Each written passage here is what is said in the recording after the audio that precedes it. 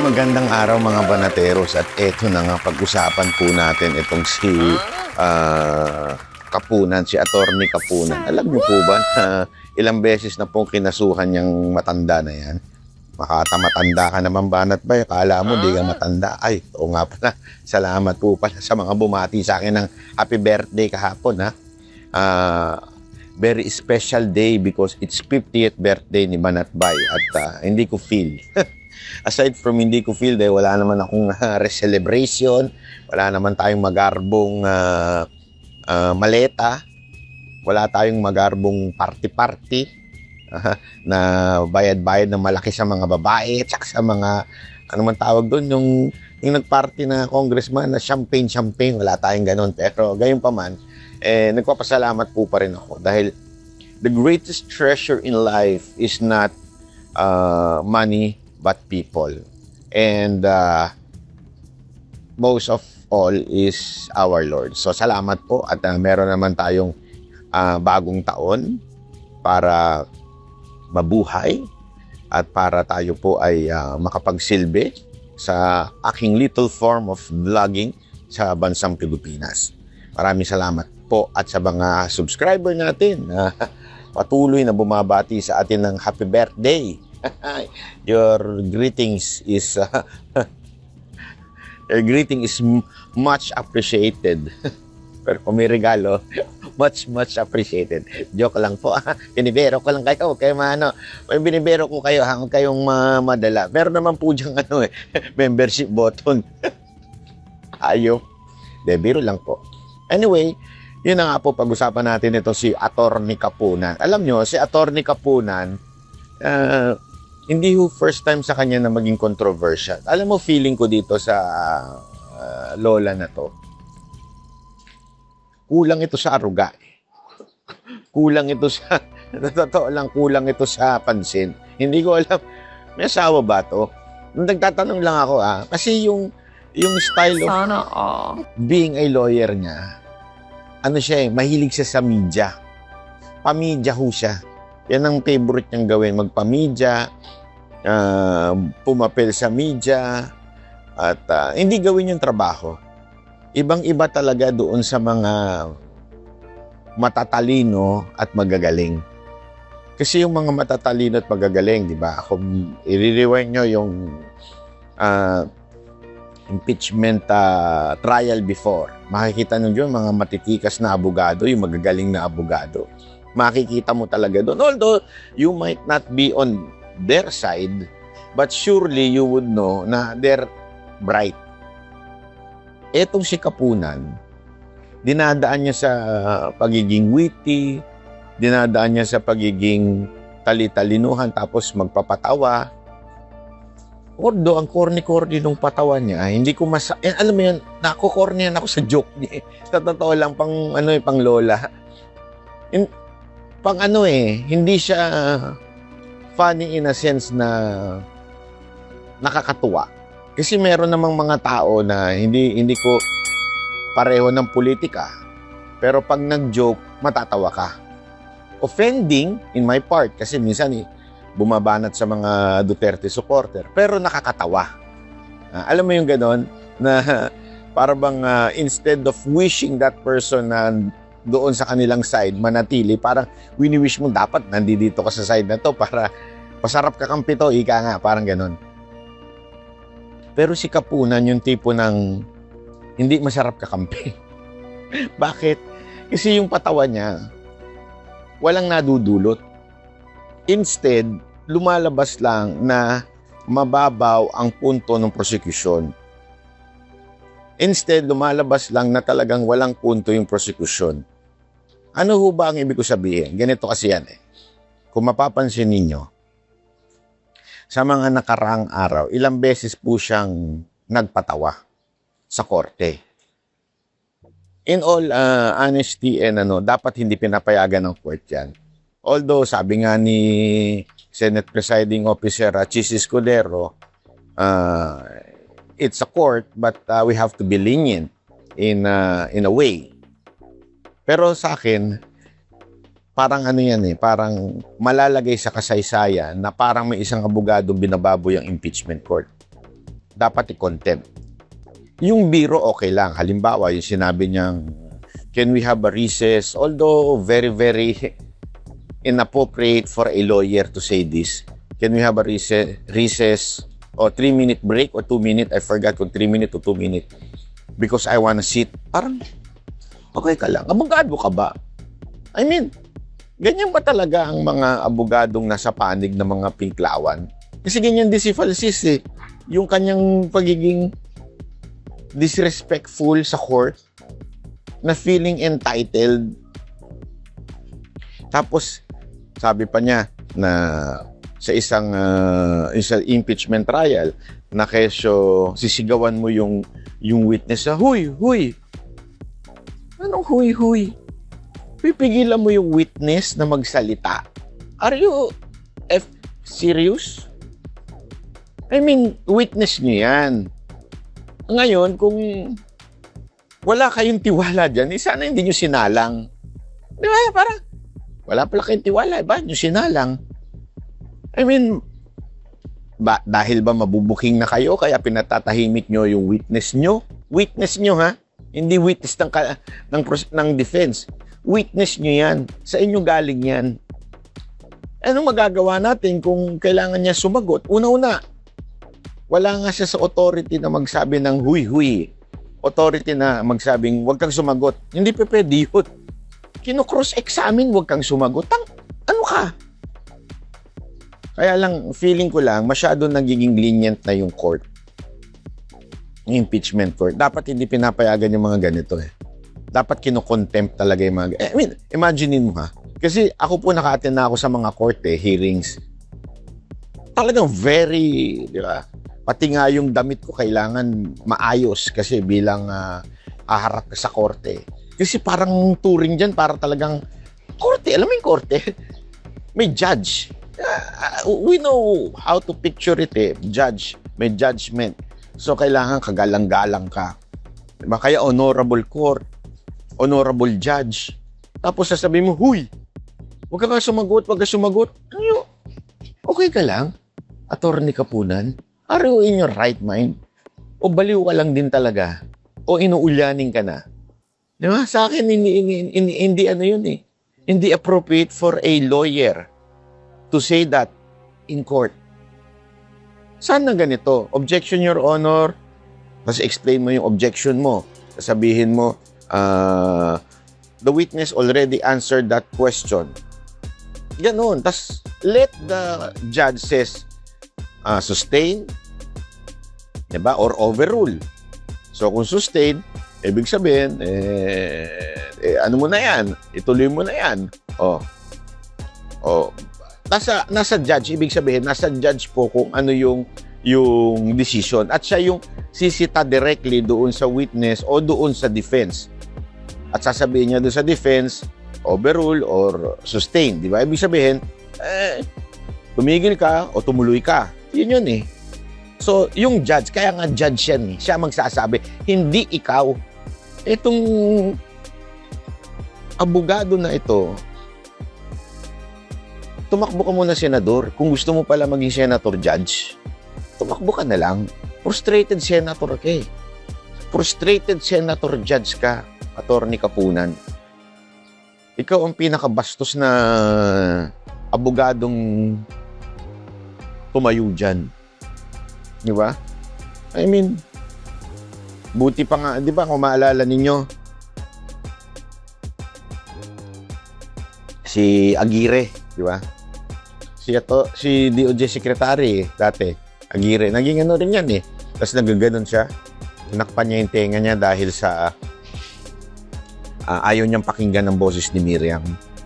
Buti pa nga yun eh. Yun nga, pinako-contempt na ni Miriam eh. Pero buti pa nga yun, hindi nagsalita.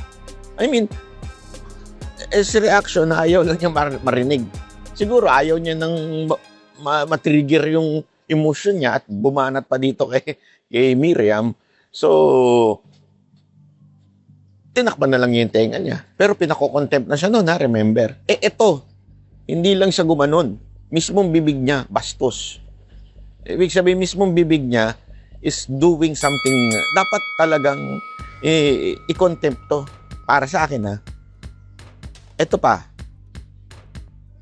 yung pagsabi niya ng scam. Alam nyo, yung sinabi niya scam o scammer, I think, yung sinabi niya sa Office of the Vice President, it's not because I am on the side of the Vice President. Ayan, na-offend ako. Hindi. Sa court, yung lawyer, hindi siya pwede magbigay ng opinion niya. Kailangan questioning niya yung witness and let the witness say that. And the judge will judge that kung totoo ba o hindi. Para bang ganito, sa tingin mo ba yung ginawa dito, ganito, ay maaaring maihalintulad sa isang scammer? Ganon. Kung sasabihin ng witness, yes, Your Honor, sa tingin ko ganito. And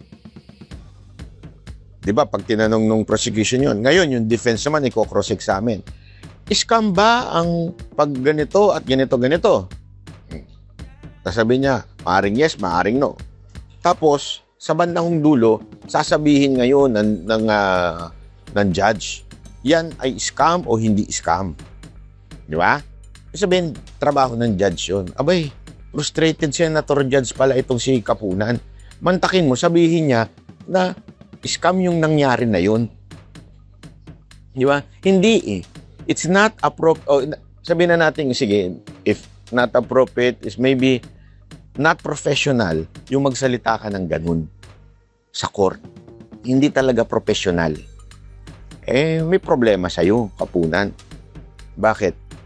Ang nakakapagtaka, bakit yan nakakahirit pa ng ganun sa court? Sige, dahil sa marami kang kaalyado dyan. Maraming kaalyado si Marcos. Maraming bastos na kaalyado si Marcos. So, kaya ka siguro nakakahirit ng ganyan. Kaya ka hindi... Imagine ninyo baliktarin natin ang istorya. Ganyan magsalita yung defense. Sa tingin nyo, hindi na contempt yan? Baka ipa-contempt ng ibang senator judge. I'm not blaming Chis Escudero dito kasi presiding officer, hindi po siya ibig sabihin siya ang nagdidesisyon.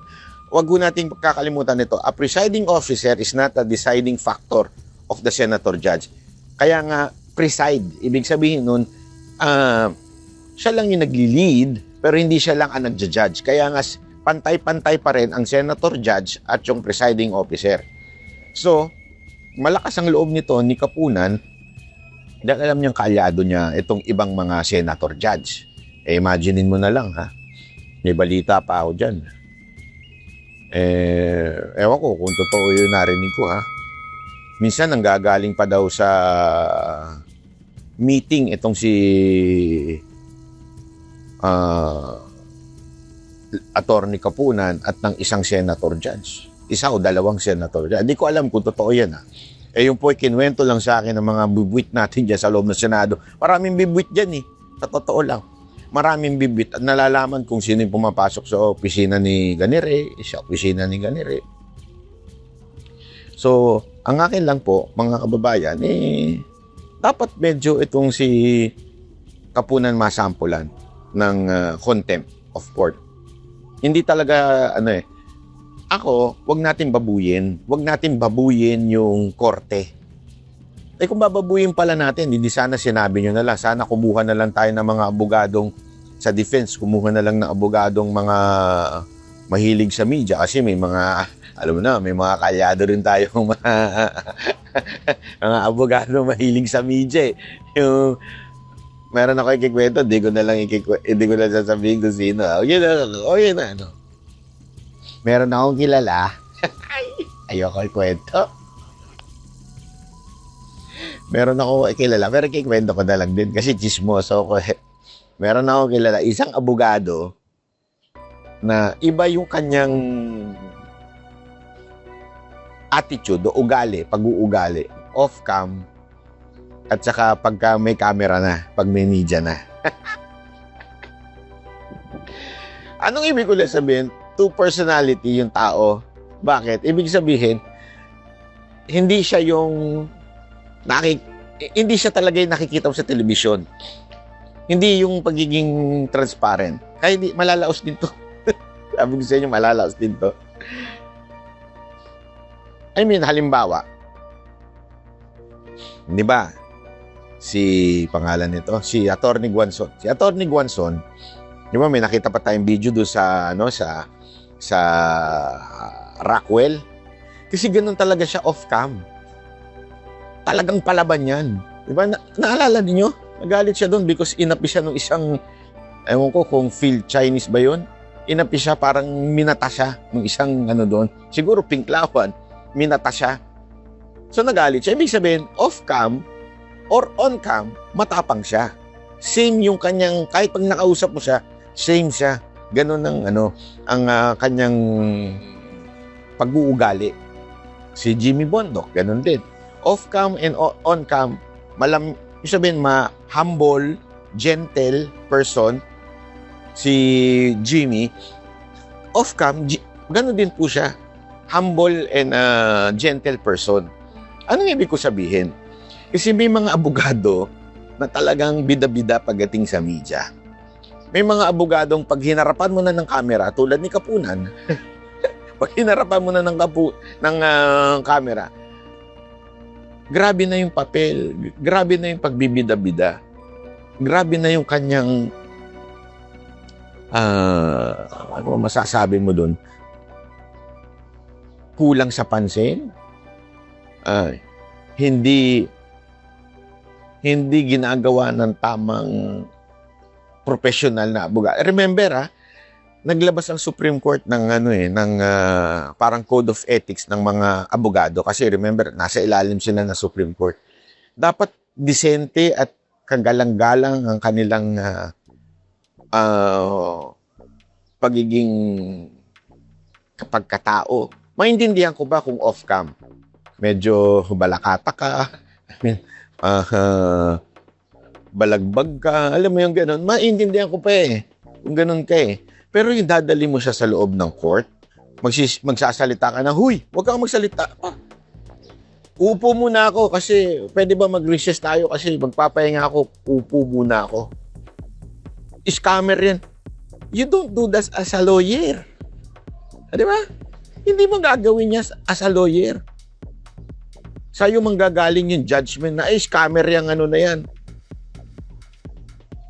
Tapos, ang hindi ko nga magets, kinampihan pa siya ng mga pinklawan at dilawan. Talagang double standard ng mga pinklawan at dilawan, Alam mo itong mga pinklawan at dilawan na to? Sa totoo lang, sila talaga ang tunay na kalaban. Huwag po tayong malilinlang, tayong mga Duterte supporter.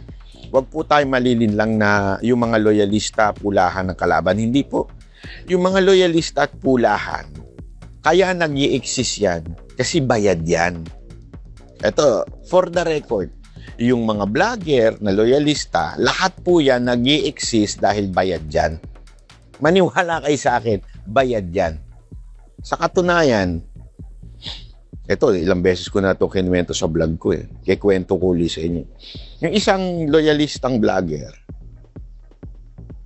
na dating niyang jowa yung taga Mocha Girls, ex na ngayon, kinikwento pa sa akin, idol na idol daw ako noon. Sobrang idol din pala ako noon. Talagang pinanonood niya lahat ng video ko at ginagaya niya ako. Kwento po ito ng jowa niya kasi mag-live-in sila dati. So kinikwento. At sa sobrang idol niya, siyempre alam niya hindi siya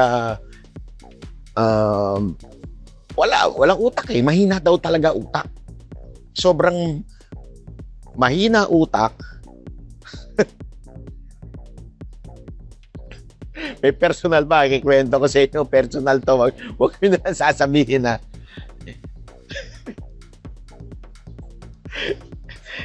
mahina na utak, mahina pa alam niyo na, yung ulo sa baba. Mahina na ulo sa taas, mahina pa yung ulo sa baba. Kasi daw may diabetes. Sabi ko, sandali, may diabetes naman ako, pero pagising ko sa umaga, matapang pa si Manoy.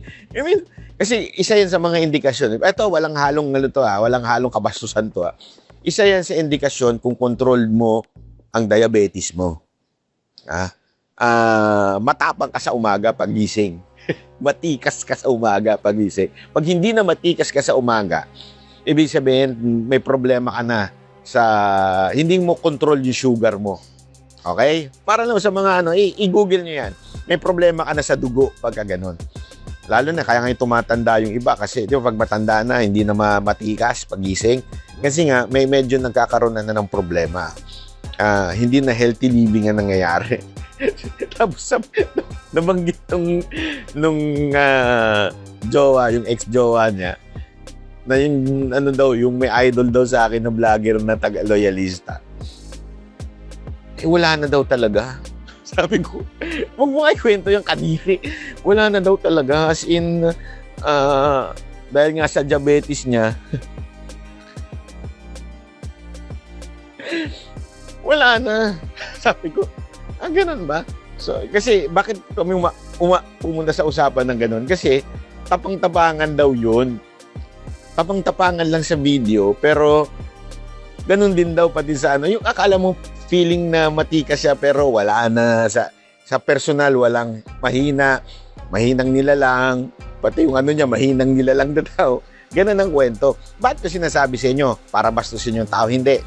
Sinasabi ko kasi sa inyo ito, dahil sa totoo lang, ganyan po ang karamihan ng mga loyalista na vlogger.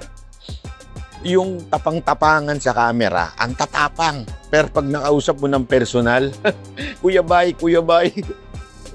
Alam mo yung ganun yung tapang nila, akala mo talaga matatapang, pero mga supot pagdating sa, hindi literal ewan ko kung may literal sa kanila, pero hindi literal. Supot daw talaga yung tapang.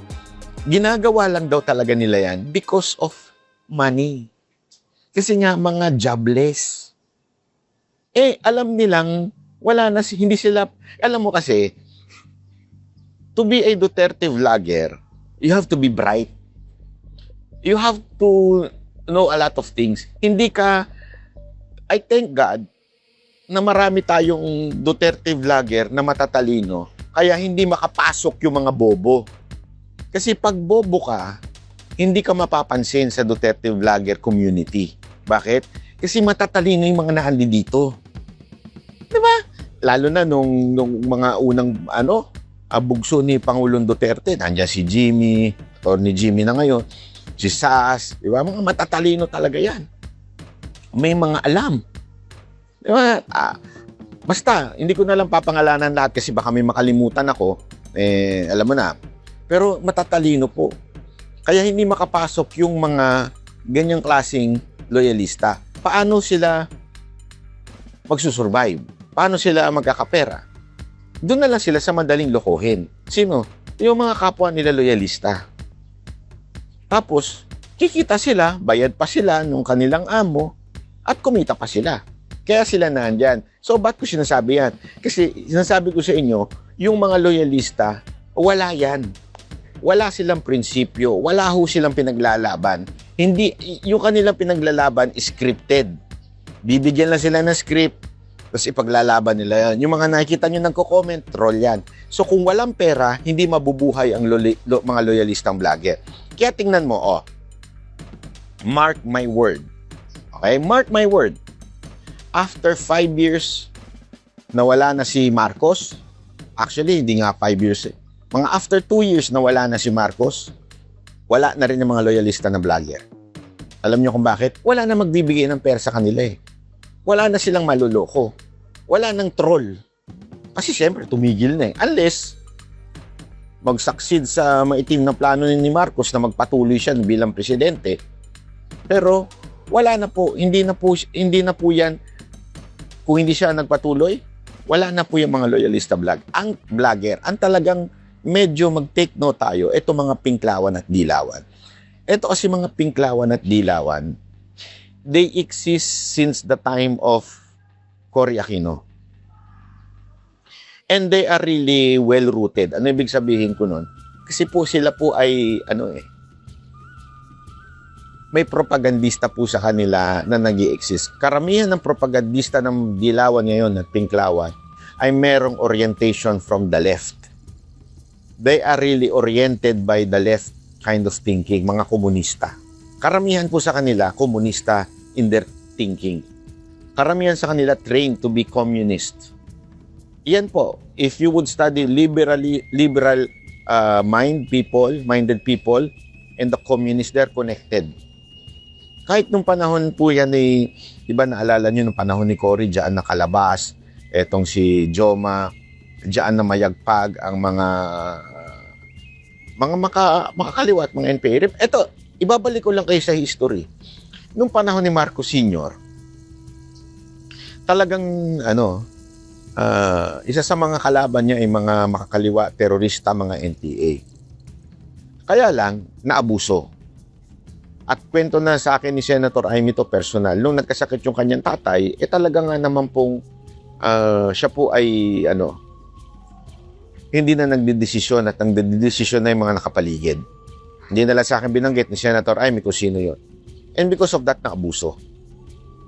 That's why nagkaroon ng People Power Revolution. Pero after that, nung naging si Cory na ang presidente, diyan na po nag-take over ang mga makakaliwa at NPA sa bayan natin. To the point, hindi, di ba, remember, kaya naman naupo si Cory because of the military. It's not just the people. Kung hindi gumalaw ang military nun, hindi mapapatalsik ang mga Marcos at kung hindi gumalaw ang Amerika. Remember, yan yung accusation ni Senator Amy, kinidnap sila ng Amerika. Ngayon, nung panahon ni Cory na mayagpag ang mga NPA at mga makakaliwa, remember, nagalit ang military. Kaya nagkaroon ng 8 na kudita. 8 kudita ang nangyari nung time ni Cory. Dahil para bang sa kanila, nagsisisi sila na binigay nila kay Cory, tapos si Cory, pinayagan ng mga makakaliwa, mga NPA sa kabinete, parang si Bas, tawag nga kay Cory noon, puppet president. Yun yung akusasyon ng mga nag-aklas na mga kudeta, ng mga military noon type. So, bakit ko sinasabi yan? It's because since that time, hindi naman po nawala ang komunista. Namayagpag yan. Now, medyo remember huwag nyo itong kakalimutan si Erap, alam naman natin na yung kanyang hobby na nagkakaroon ng sugal-sugal, ganyan-ganyan, di ba? Yan yung naging problema di ba? Kay Chavit, di ba, nagkaano sila ng problema sa pera, sa sugal-sugal. Oo, alam natin yan. Hindi ko sinasabing tama yan. Pero remember, kaya rin napuruhan ng todo si Erap nung time na yun. Ay si Erap lang ang nagkaroon ng all-out war against the NPA. Talagang tinarget niya NPA noon, all-out war ang ginawa niya sa NPA. That's why all the propagandista at that time won. Sa telebisyon, wala pang social media noon. Kaya durog na durog si Erap noon. Hindi ako maka-Erap linawin ko lang, hindi ako maka-Erap. Pero isa yan kung bakit napatalsik si Erap, dahil dinurog niya ang NPA. Anong ibig ko sabihin? That's how powerful NPA and their cohorts. Itong mga makakaliwa, itong mga nasa media. Naalala ko, isa ito sa mga nababanggit noon ng nila Yusek Badoy, di ba? Nung panahon na nasa NTF-ELCAC. Ito isa sa mga nababanggit niya na ang NPA talagang penetrated na ang media. Kaya durog si Erap nun. Ano nangyari? Nung kay Pinoy, mayagpag na naman ang mga makakaliwa at saka mga NPA. Diyan nila pinasok every time nila pinapasok yung peace, ano matawag nila doon? Yung, ewan ko, anong peace yun? Piste. Doon na pinapasok yun, doon sila lumalakas. Pag nagkakaroon ng peace talks na yan. Diba? Diyan sila lumalakas. Nung lumakas yan, mga kababayan, dumating ang Duterte. Si Pangulong Duterte, binigyan sila ng tsansa. 4 o 5 sa kanyang kabinete ay mga makakaliwa. Ano ginawa? Binaboy.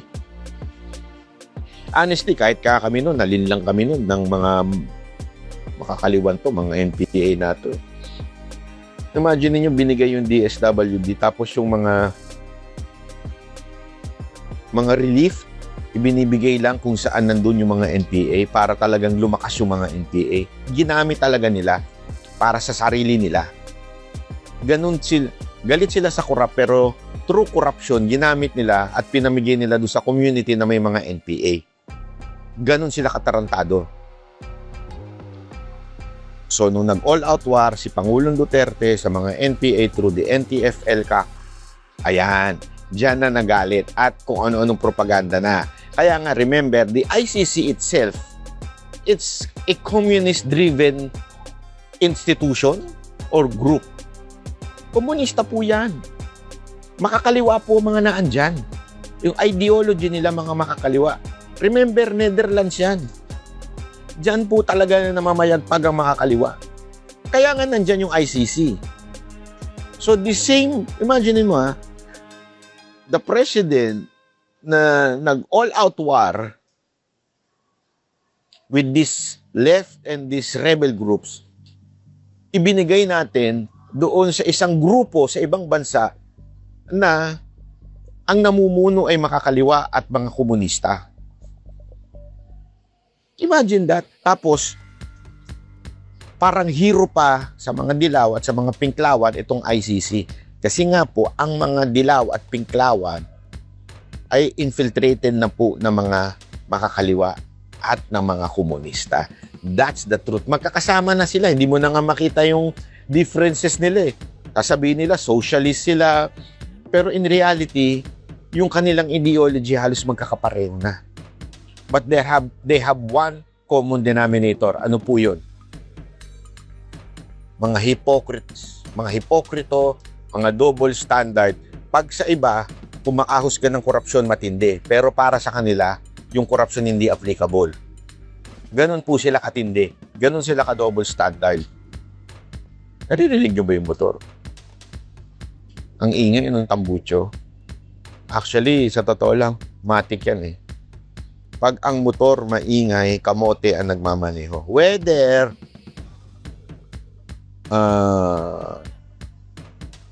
big bike or yung underbone, yung maliliit na motor. Basta maingay, kamote, sigurado ang ano niyan, ang driver niyan. Anyway, ito, tuloy natin. Ba't ko ba nakikwento ito? Kasi nga, itong si Atty. Kapunan, isa sa background niya at sinasakyan siya ng mga makakaliwa. Remember, galit ang mga makakaliwa at mga komunista sa mga Duterte. Ayaw na nila maibalik VP Sara Duterte. So yung mga makakaliwang nasa media, gustong-gusto nila si Kapunan. Bakit? Kasi dinudurog daw, di umano yung si Vice President Sara Duterte. So lahat ng kanyang kabastusan, in court and out of the court, kasi kahit sa labas bumaba. Dapat kayo, inano na to ng indirect contempt. Alam niyo po ba, ito bigyan ko lang kayo ng background para sa kaalaman natin Ilang beses na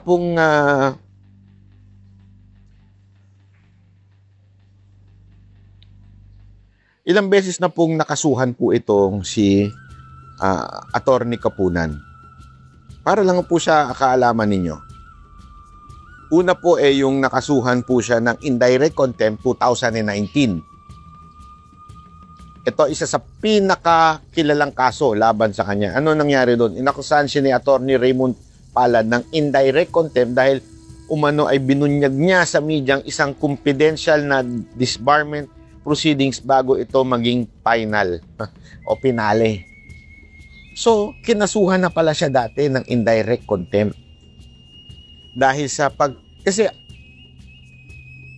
explain uli natin para sa mga kababayan natin hindi ho nauunawaan ng direct contempt at indirect contempt. Direct contempt, yung ginawa mo nakabastusan, katarantaduhan, kalokohan sa loob ng korte. Direct contempt. Indirect contempt, yung hindi mo pagsunod sa utos ng korte o binastos mo yung korte o sinabihan mo na kung ano-ano yung korte. Remember, si Atty. Kapunan, once na ganyan na, indirect contempt, siya po ay kinasuhan dahil nilabas niya yung pinag-uusapan. Kaya nga, it's very clear na hindi dapat pinag-uusapan ang kaso. Alam nyo, nung in-interview namin si Senator Amy, talagang nag-meeting pa kami bago magsimula kasi sinabihan niya lang kami, itanong nyo na lahat kahit ano, wag lang tungkol sa details ng impeachment. Kasi bawal silang magsalita ng kahit na ano tungkol doon sa details. Okay lang yung reaction nila doon sa mga pangyayari, pero yung details doon o yung mga nangyayari sa loob ay hindi pwedeng pag-usapan. Apaka-clear nun. Yun ang sinabi sa amin. Kung itong Senator Judge nakakaunawa ng ganyan, si Senator Amy, nauunawaan niya yan. Yung ganyang klaseng pamantayan ng korte. Si Senator Robin, yan din ang sinabi sa amin nung bago namin siya ma-interview.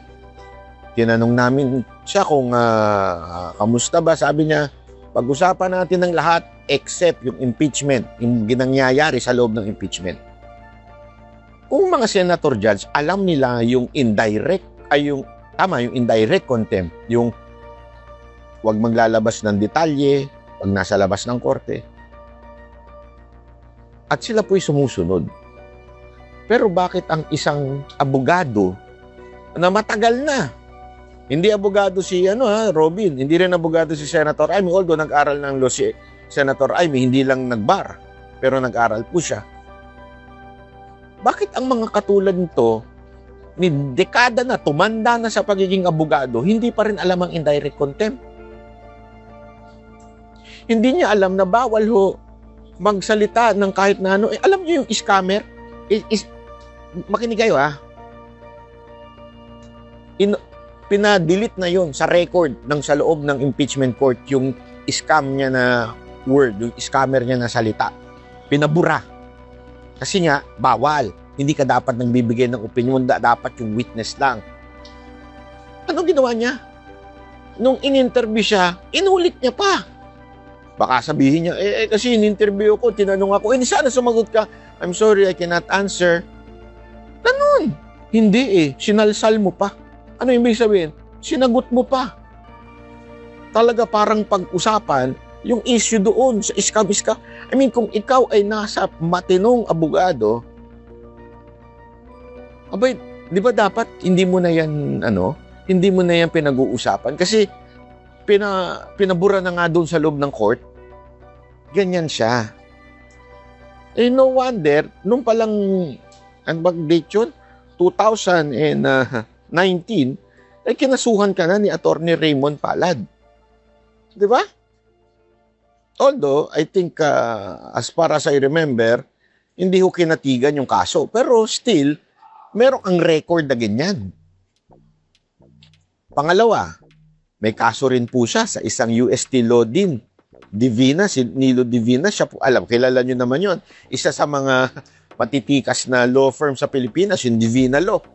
Nagsampa si Divina, ito, basahin natin mismo, sa GMA News Online.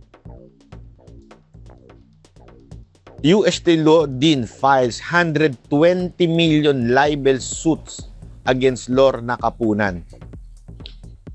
Dahil dito, 2 separate libel complaints against lawyer Lorna Kapunan over her accusations in connection with the disbarment complaint against him and the hazing death of Horacio Castillo. May namatay kasi doon sa UST. Divina asked for damages totaling 120 million or 60 million each in the complaint filed before the Manila and the Quezon City Prosecutor's Office. Ito yung unang complaint. In the first complaint filed with the Manila Prosecutor's Office, the law dean, Henny's firm, Divina Law, accused Kapunan and Patricia Bautista of maligning his reputation when they publicizing the filing of this barment raps with the Supreme Court on September 25 over allegation. So, again, inilabas na naman niya yung kanyang publicizing the filing of disbarment. Respondents claim were part of her grand plan to publicly malign the complainants and ruin the goodwill and the reputation of they have built over the years. So, isa yon. In the second complaint filed in Quezon City Prosecutor's Office, Divina slammed Kapunan for insinuating that he had involvement in the death of Castillo for hazing rights of aegis juris. So, publicly na parang sinasabi na may kinaugnayan o merong kinalaman itong Dean. So, libel cases ito.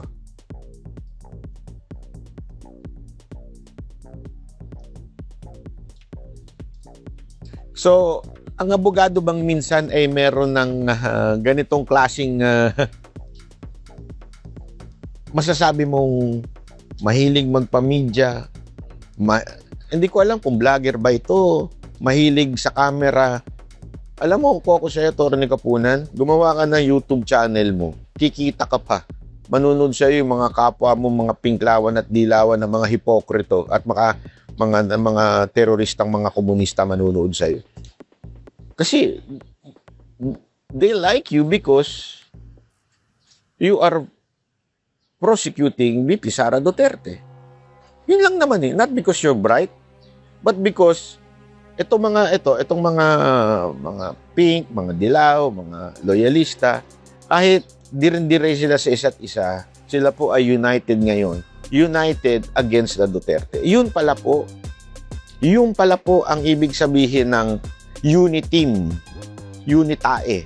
At ang sabi ni Marcos, di ba, nung campaign, we will unite the Philippines. Tama pala siya dyan. Tama, dyan lang tumama si Marcos. Ni-unite niya ang Pilipinas, ang mga loyalistang nagsukang-suka sa mga pink at dilawan, at ang mga pink at dilawan na sukang-suka sa mga loyalista ay ngayon ay united against VP Sara Duterte. Sila ay united ngayon. O, di ba? Ang kaling din ng mga Hindot, ano? Tama talaga itong si pangalan nito, si BBM. Unity ang kanyang ano. Balikan natin si Kapunan. Si Kapunan, ilang kaso na po ang kanyang kinaharap. Ngayon, nakikita nyo naman ang asal nito pagdating sa impeachment court. Meron akong tanong sa inyo. Ito, tanong ko sa inyo ito. Dapat bang i-contempt na si Atty. Kapunan? Yan ang tanong ko sa inyo. Dapat na po ba siyang i-contempt?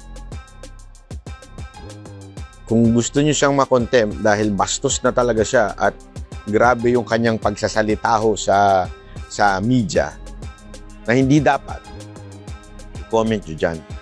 I-share nyo itong video na to. Mag-ingay po kayo. Again, it's not the color. Kasi, imagine niyo nasa kabilang side si Atty. Kapunan. Ganyan din siya kabastos. Sigurado ako by now, contempt yan. Sa dami niyang kaalyado sa loob ng Senado, sigurado ako, contempt na yan si Kapunan kung si Kapunan ay nasa defense. Pero since wala po siya sa defense, hindi siya sa mga Duterte, at inuusig niya dito si VP Sara Duterte, kinakampihan sila ng ibang senator judge. Kinakampihan siya ng mga media. Na alam natin, di ba, binigay ko kanina sa inyo ang details, itong mga media, itong mga makakaliwa na yan. Karamihan na nandyan. Hindi siguro alam ng owner, pero karamihan na nandyan. Nasa newsroom, mga NPA na yan. Namumundok na yan.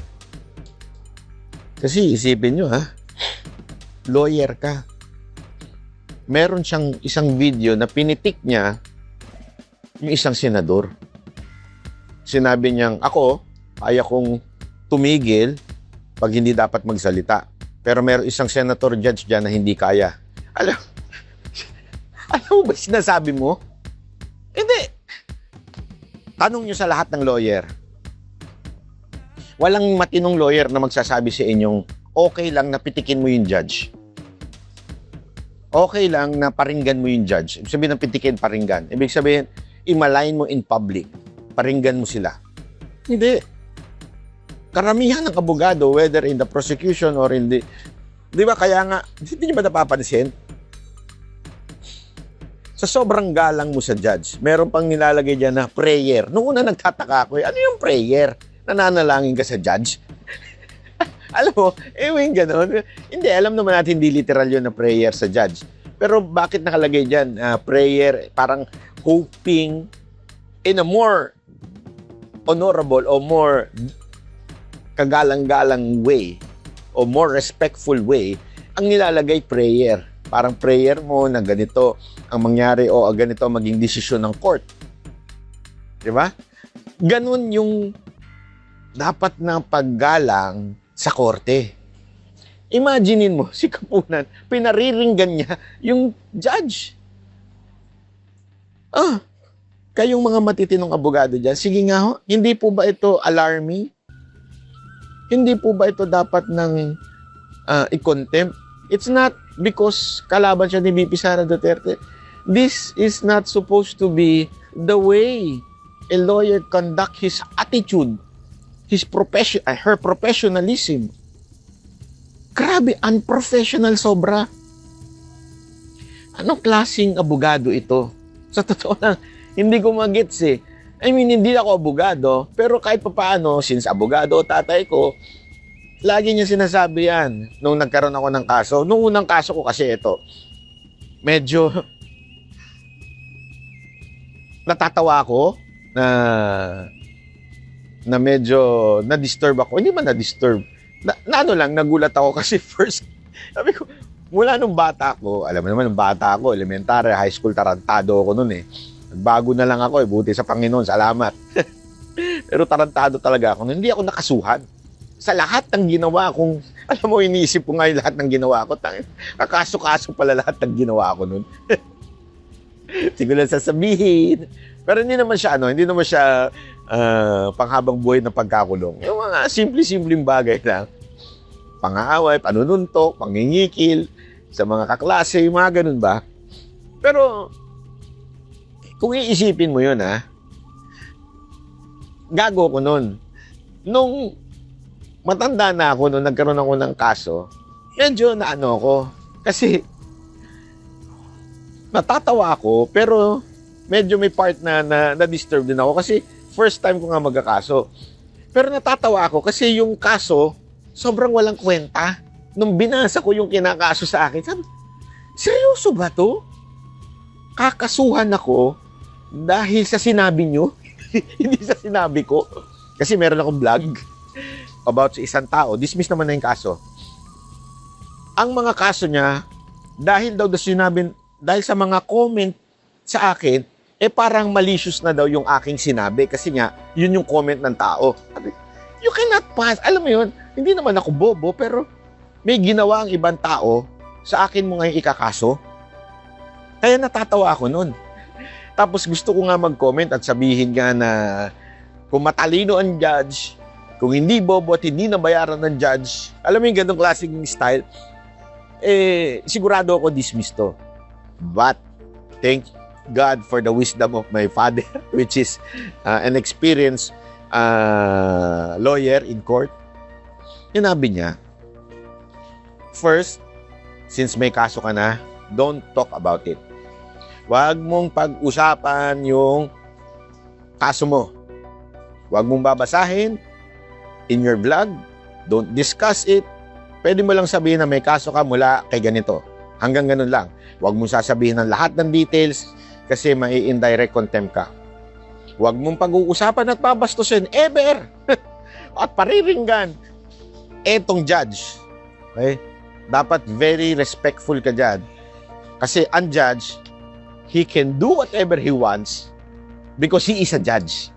Kung sinabi niyang bastos ka, indirect contempt ka, you can file for appeal sa higher court, pero na indirect contempt ka na, magbabayad ka na o kung ano man yung judgment ng judge.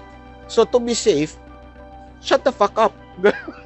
Ganun na kasimple. So sinisip ko, okay, ganun pala yun. Yung first time ko So hindi talaga. So kahit gigil na gigil ako at gusto kong durugin in public, in my vlog, yung argumento nun ng kaso sa akin, kasi remember, ang dami ng kaso sa akin, and sabi ko nga sa tatay, kung hintay ko muna ng abogado, pwede bang ako na lang? Hindi na siya nagmamagaling ako. Pero kasi pantangay.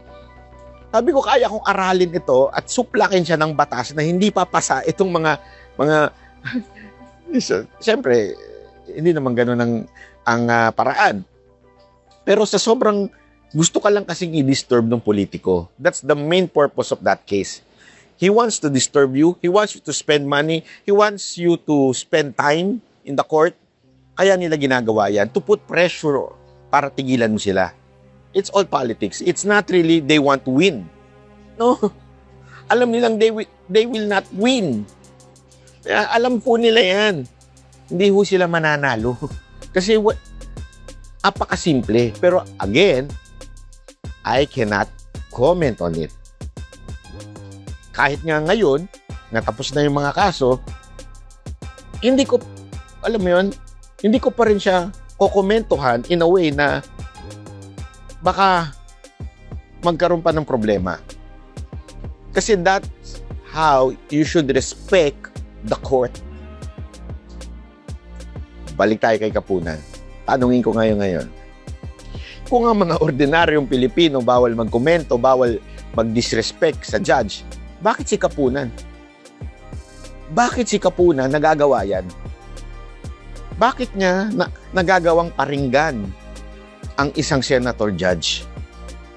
Actually, this is not the first time. Remember, yan din ang sinabi ni Senator Robin Padilla doon sa interview namin na may congressman na part ng prosecution team na binabanata ng mga senator judge. Hindi ho pwede. You cannot say that. Remember, they are not senators pag naka-robe sila. Hindi nyo ba maisip yun? Hindi nyo ba maisip na tangin ng init-init, naka-robe ka? Sorry I mean, bakit? Hindi dahil sa pag-iinarte. Hindi, para cute lang sa camera yan. O para maganda lang sa camera. Hindi. That symbolizes I am no longer a senator. I am now a senator judge.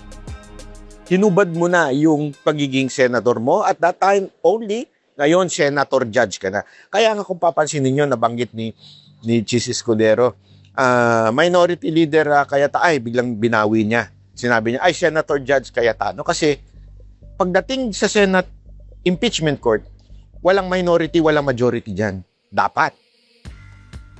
It should be senator judge, pantay-pantay sila. Walang minority, walang majority. Pantay-pantay sila as a senator judge. That's how it should be treated. Senator judge. Ginawa na nga nung isang congressman na prosecutor kay Robin Padilla Mambastos. Eto na naman, may isa na namang prosecutor na binabastos ang senator judge. Ako, nananawagan na ako sa court. Senator, sa impeachment court. Hindi lang ako kay Chis Escudero, sa lahat to. Huwag niyong hayaang bastusin ng impeachment court. Binababoy kayo binabastos kayo. It goes to everyone. Ang pambabastos sa isang majority senator ay pambabastos to the entire court. Hindi ho ito, okay lang kasi kalaban naman namin yan, majority senator naman yan, so okay lang na bastusin yan. Hindi ho ganun yun. Hindi ho ibig sabihin senator judge siya ng majority, okay lang. Hindi ho, ang binabastos is the entire court. You are a court. Korte kayo. Hindi po kayo simpleng mga senador. Alam nyo,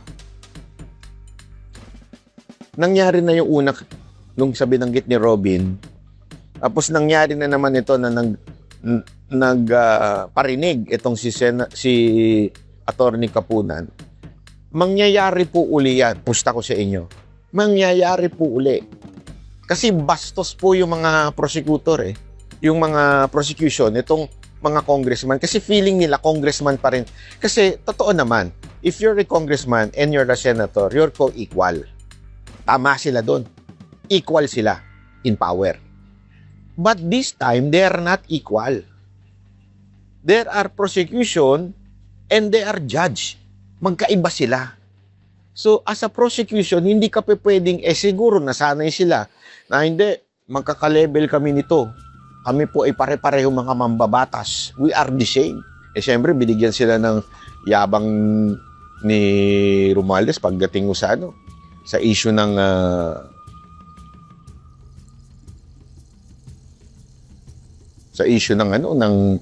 ng court, di ba? So, hindi po dapat. Sana wag na pong maulit. Meron po kasi bumati.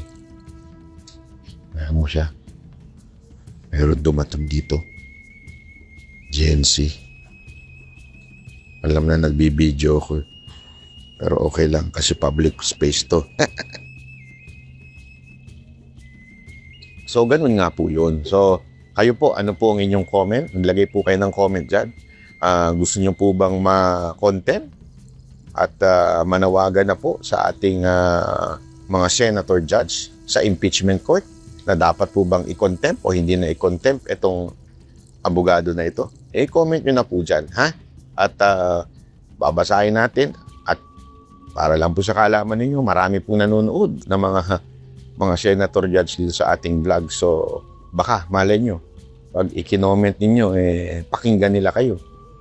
Ako'y isang boses lamang. I'm just a megaphone.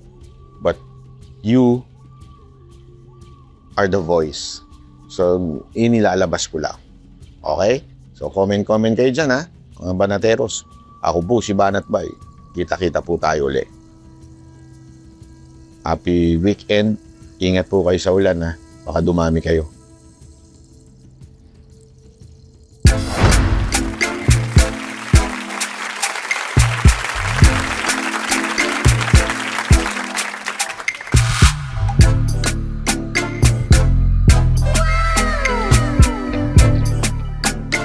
The next performance will start momentarily.